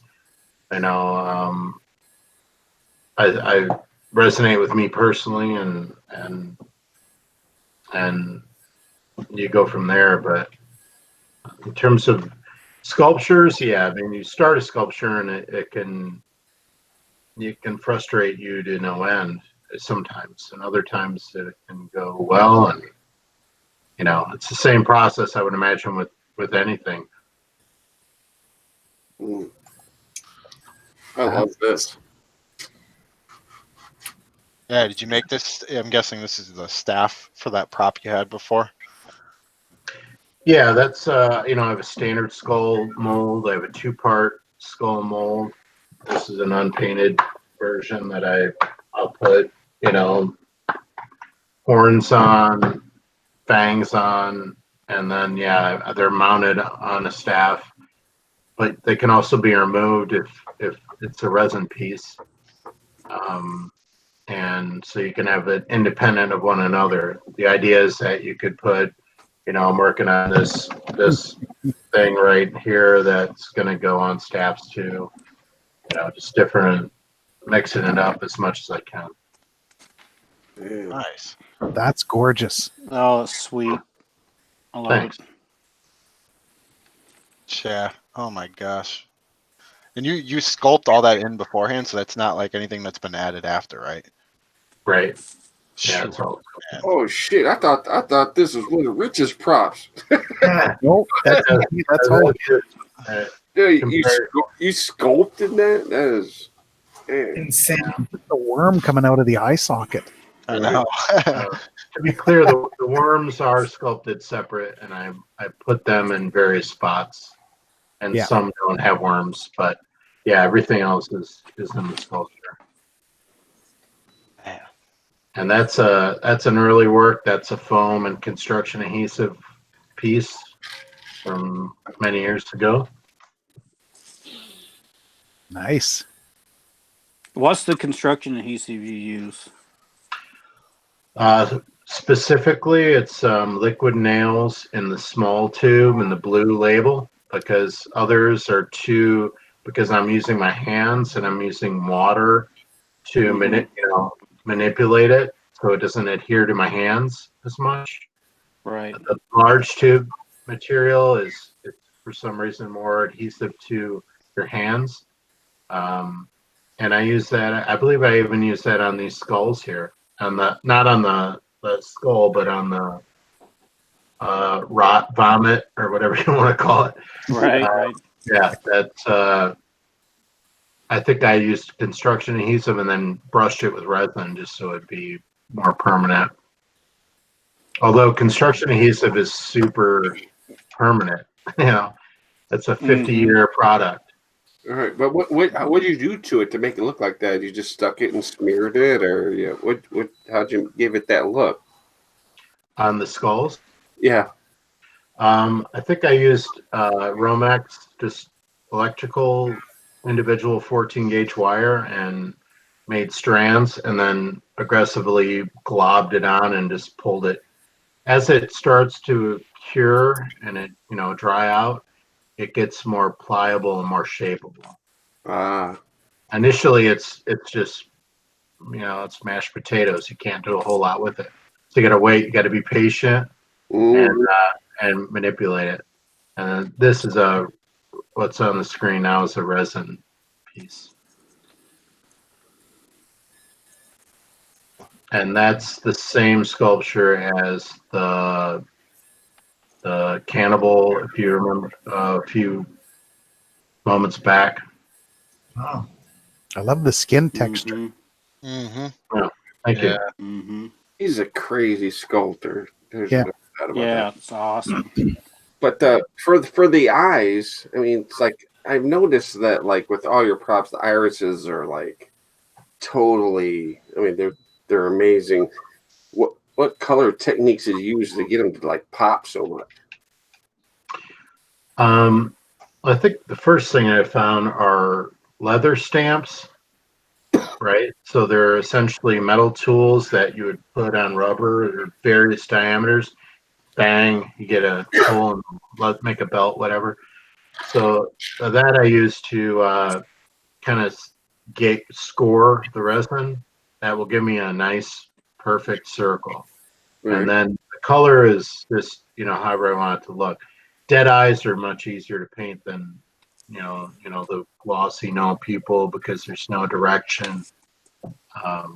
That's easier way to go. Or one-eyed, like this guy, one eye, there's no consequence. The eye can go anywhere. So Right. So do you paint it like white first and then, paint another color, or you just like put a base on it and then put little generally just like the skin, it's the darkest color first and then lightening up from there. Right around the pupil is generally white or yellow. I love blood in the eye.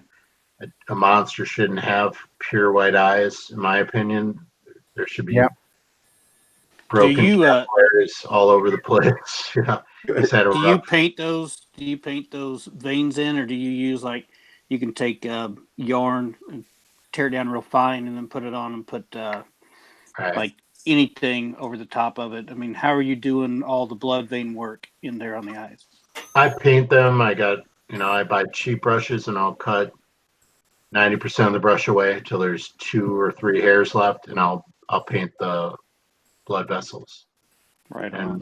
for that, I found a wood dye, and I mix that with the Liquitex high gloss varnish, and it's a very concentrated red, because reds are hard to really stand out in terms of, you don't want to keep going back. You don't want to have to go back on particularly a blood vessel in an eye. You want it to be decisively deep immediately. So the wood dye, you can get super dark right away. Sweet. So you buy how would you get like a wood dye? Just anywhere? Specifically a woodcraft store. Their wood dyes are stupid pigment. I mean, like, don't get it on your skin because it'll be part of your DNA. I mean, it's just like for like 3 weeks, it's not going anywhere. So What's the dye you use for your wood though? I mean the wood dye for the blood. Let me see if I can find it. Man, I got a big page of notes, guys. It's called Trans Tent. I think you see that. Trans tent? Yes. But not just relative to blood, but I mean, it's the fun part about what we do. It's just finding things, unorthodox things that can yield results that you're, it's just fun. So, Paul, what is this? Is this this is a resin that came out? Yeah, that is a resin. Behind it, or just on that one has a pigment to it, a resin pigment. Okay. The other two do not, or all the others behind it do not. Now, when you say wood stain, what did you call it? Stain? Wood tint? That's not the same as wood stain, right? No, it is not. Okay. It's concentrated dye solution. It's highly, highly concentrated. I'm gonna have to look that up. Yeah, Trans Tent. I know. I get it at Woodcraft. I mean, I've had this bottle for 7 years, and I've used 1/8 of it, just to give you an idea how concentrated it is. So, but it will, 1 drop of that in any polyurethane or any sort of glossy material will give you like crazy looking blood that's very realistic. Oh, dude, that's like, right. Awesome. Well, thank you, Paul. We're going to move on to Richard here to show off the last little bits of his photos. Okay. Looks like we have some blood work in this skull here with the the ligaments. Ugh, I can't speak anymore. Ligaments are, That should have been Phil's chicken word. Yeah. all I did for that one was the jaw is a little dislocated, and there's a piece of metal that you don't see. It's tucked into those red strands there, connecting from the skull to the jawbone. And I just I made a whole bunch of red tinted latex veins and glued them between the cheekbone and the jawbone, and then corpsed a bit of cotton over it. Man. And did you do the eyebrows in this one in layers, Yes. or was it all just one big blob? no, the eyebrow is one big long cotton. You know how you unroll those cotton balls to do corpsing? Well, I fold part of it in half, and that becomes the eyebrow. That's why it's a little thicker. I just wrap it around the whole eye as it comes and joins up against the nose. It's like one big circle that goes all the way around. And you just saturate it with latex, and away you go. Oh, those are maggots. I make them out of liquid latex, and I tint. I make a whole bunch of little veins, and then cut them up into small pieces. And with a pair of tweezers, you dip it into some liquid latex tinted with a little bit of beige or light yellow paint, and then you before it hardens up completely, you roll it on a comb, on a hair comb, And that's what gives you all those ridges. Oh, that's smart. Now, there's a little trick. If you use vinegar has a chemical reaction with latex, and it makes it instantly flash harden. Like after you dip it into the liquid latex with the paint, drop it into a cup of vinegar, and it'll form a skin on the outside. And you leave it in there for about half an hour, pull it out, and usually it's hard enough that you can gently roll it on the edge of a comb to get all those little ridges. It takes an awful long time to make that many maggots. You get to pick and choose whichever shape you want. Man, that is Now, awesome. the tongue on that one, I did a little differently. I used this new stuff called foam clay. It's all the rage with all the cosplayers and stuff. But it's sort of like EVA foam, but in a moldable clay. And I take two little blobs of it, sort of like two sausages, squish them together, flatten it out a little bit, and that makes your tongue. Like the little groove is already in the middle.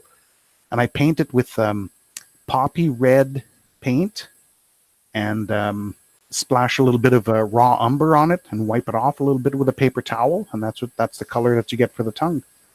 And you just glue the little maggots on there with contact cement, and you cover them with a little bit of contact cement. And that's what gives them their glossy look.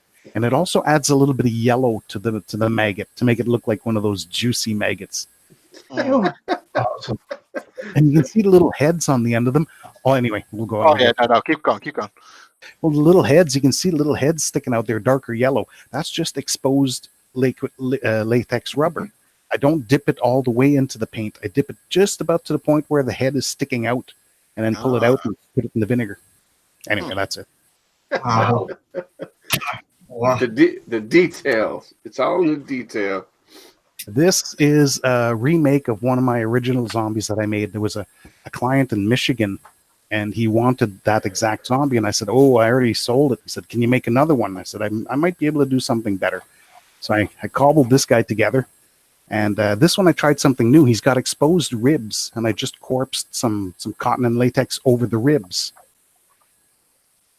And yeah, there's the finished product. Man, that is awesome. Yeah. Look at the bottom half of the leg, like the calf of the leg. That's actually a pool noodle. Now, people have been wondering, how the heck do you paint a pool noodle? It's impossible. It's like the Teflon of the Haunters world. Anything that you paint on it winds up on your hands afterwards. It just comes off. Well, I use contact cement. I'll paint the pool noodle completely with 2 or 3 layers of contact cement, let it dry, and it turns into a primer.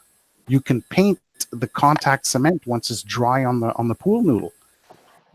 Or in this case, I just corpsed some cotton and latex over the pool noodle, and it sticks like crazy, and it's flexible.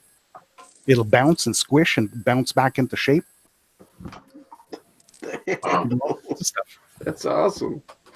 That's great. Various with a couple other props. I made a brain. It's just a polyurethane brain. I made a mold and shot some foam in it, pulled it out, painted it, and there you go. There's nothing fancy with that. The heart is a polyurethane foam and corpsed with more cotton and latex. And I just added some tubes on it. Nice. The hardest part sometimes is trying to get the pants on them. If they don't fit, it's like, here you can see the ribs. I just made them out of epoxy sculpt. And I just stuck the epoxy sculpt right up against the foam and shaped it and blended it in. And in between the ribs, I put that stuff. Jose was asking, how do I get that stuff inside the zombie's noses? It looks like, kind of cartilage. All you do is you dip your fingers in liquid latex, and you dip them in vinegar to get it to harden fast, and you rub your hands together, and it makes all these little gnarly pieces of latex rubber. And you glue them in there with more latex in between the ribs, and it looks like hamburger meat. Awesome. That is awesome. There you go. You can see the hamburger meat in between a little bit there. Yep. That was tricky to paint. I had to paint the latex without painting the ribs. Yeah. I'd rethink that one.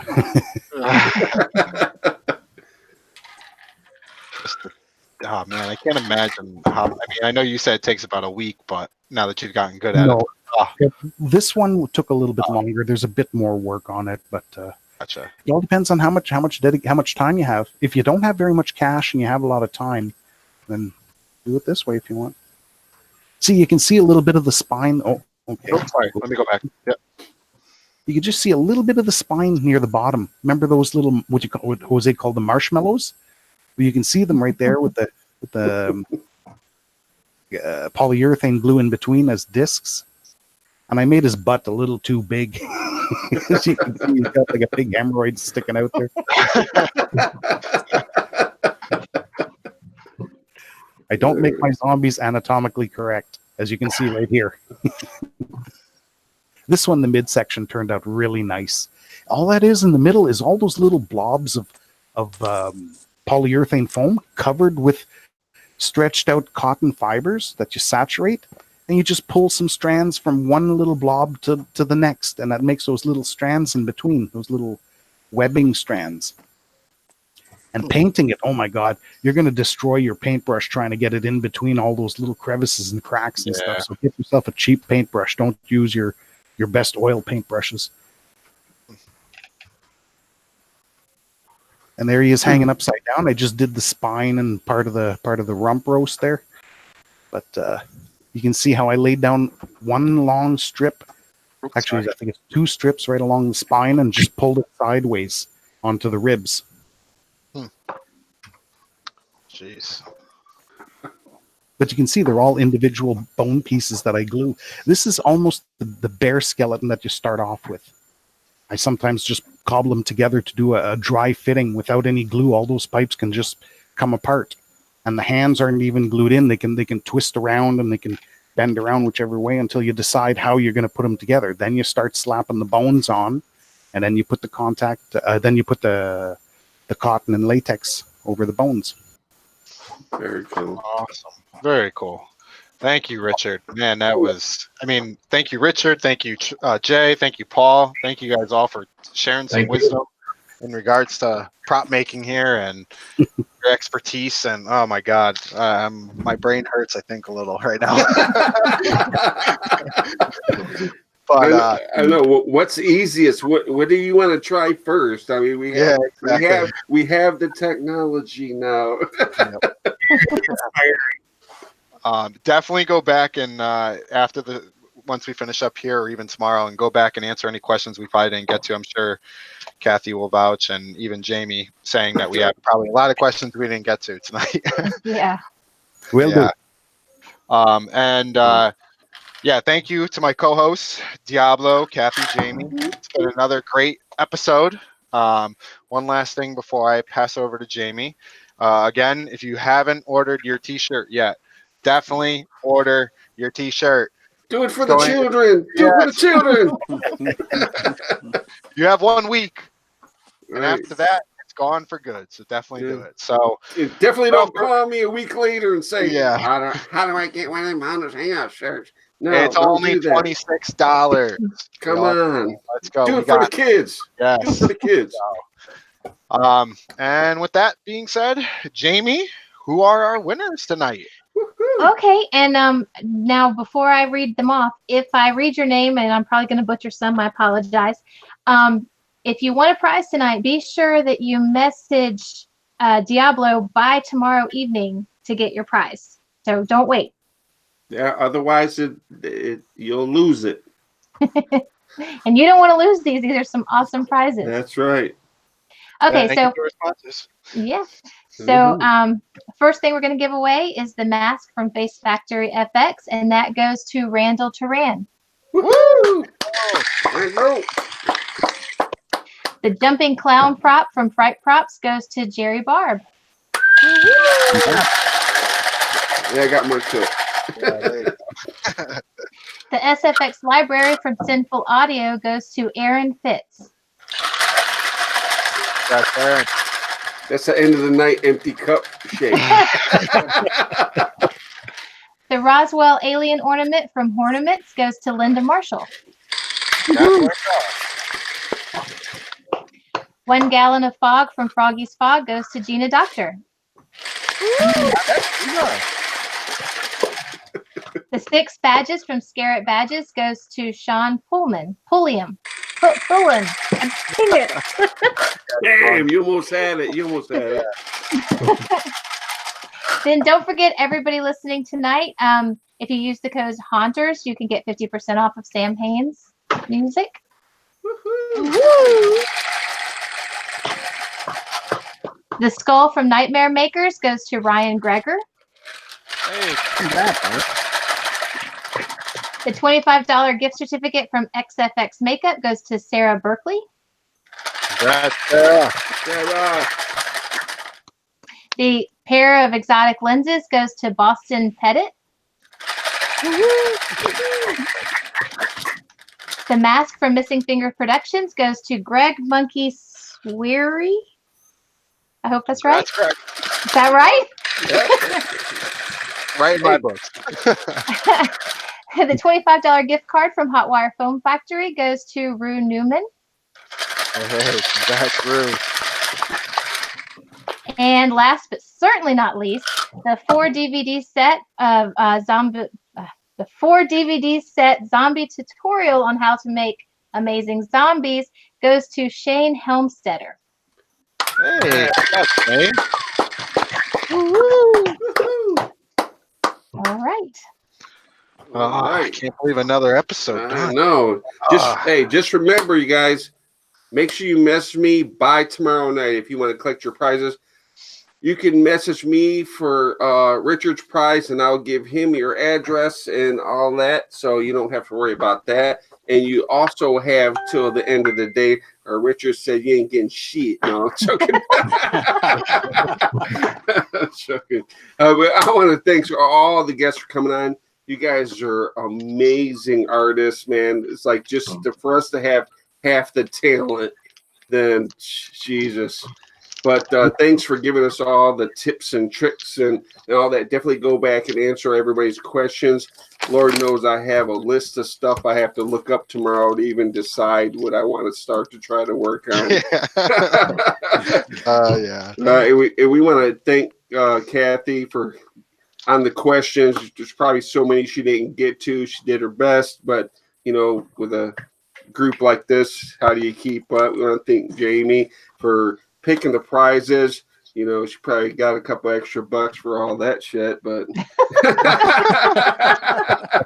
and I want to thank Phil, the host, and his little snacks going on and doing the pictures. And I want to thank everybody. And next week, you guys, all the fellas, I think we have the night off because it's ladies' night.